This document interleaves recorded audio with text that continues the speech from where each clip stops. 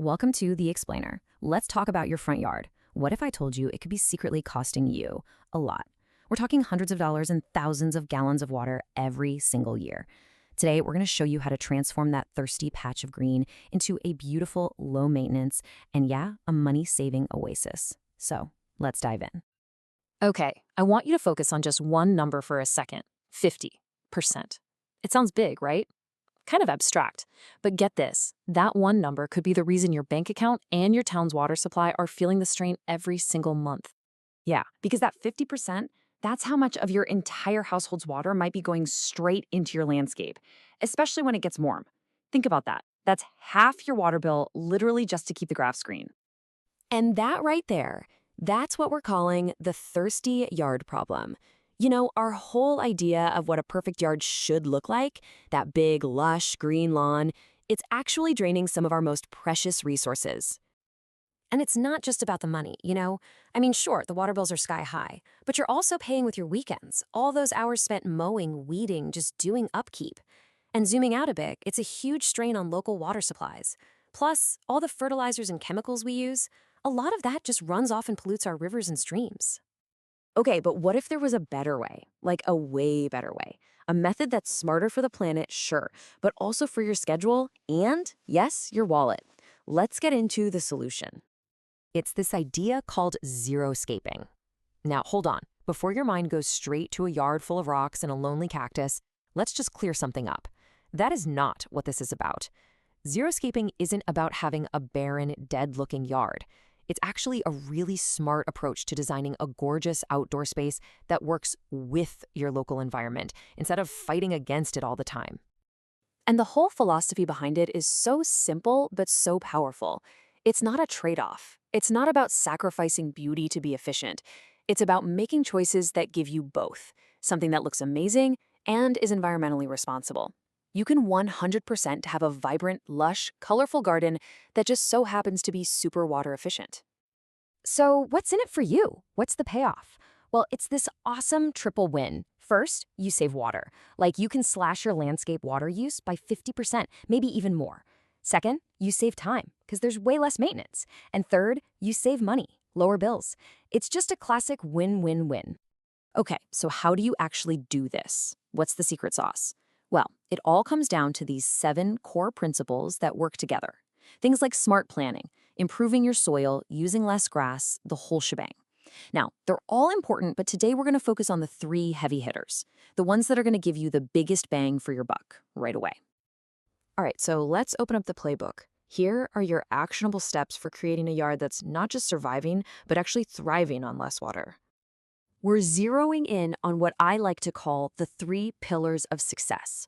Pillar 1, smart plants. Pillar 2, smart soil. And pillar 3, smart watering. If you can get these 3 things right, you are golden. You're so far ahead of the game. First up, let's talk about smart plants. Honestly, this might be the biggest game changer of them all. When you choose plants that are native to your area, you're not fighting nature anymore, you're working with it. I mean, these are plants that have spent thousands of years adapting to your exact climate. They're built for it.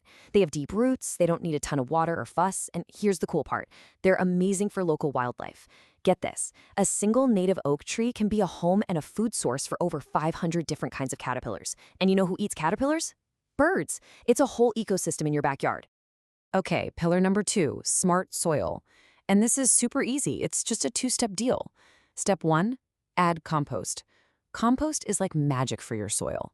It enriches it and makes it act like a giant sponge, just soaking up and holding on to water.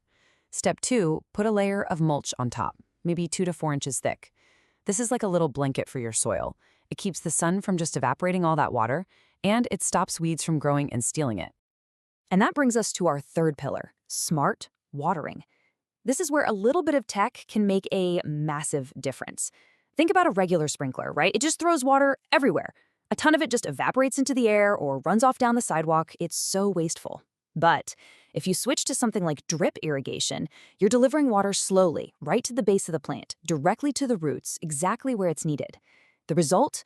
You're looking at something that can be up to 50% more efficient. That's huge.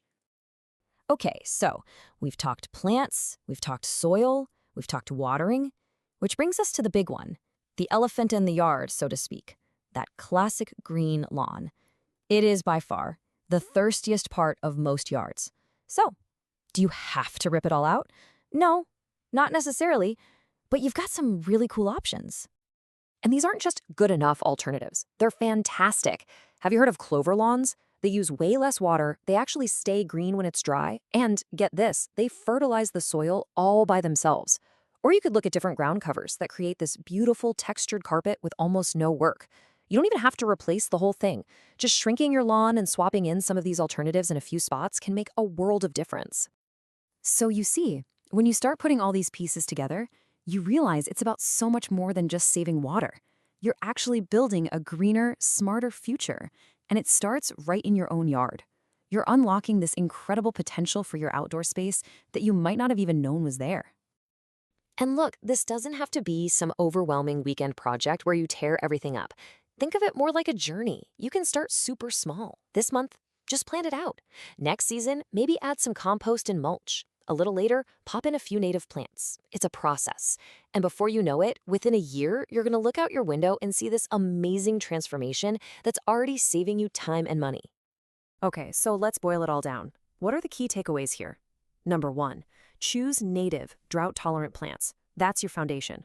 Number 2, build up that healthy soil with compost and mulch. Number 3, water smarter, not harder. Think drip irrigation. And number 4, just rethink how much of that traditional, thirsty lawn you actually need. So we'll leave you with this thought. A water-wise yard isn't about sacrifice. It's not about giving things up. It's an upgrade, a total upgrade to a yard that's tougher, more beautiful, and actually gives you back your time and your money. It's all about designing a space that finally truly works for you and, hey, for the planet too.